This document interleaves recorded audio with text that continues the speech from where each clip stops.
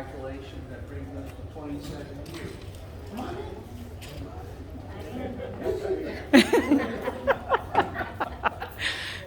So,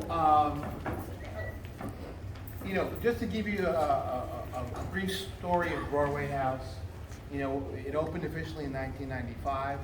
It was an effort of 5 Newark City-based hospitals that were dealing with the crisis of HIV in the late 80s and going into the 90s. And all of the patients were just storming into the hospitals. It was very difficult to care for them.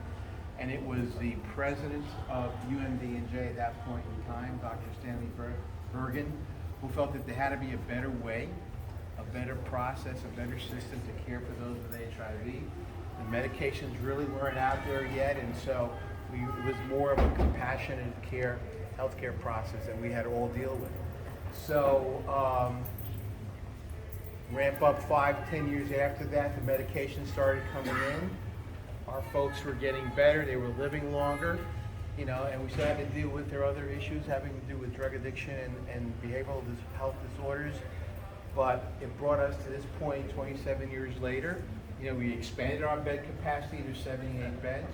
We added a subacute unit, and so now we're handling both HIV and complex care patients throughout the northern New Jersey section.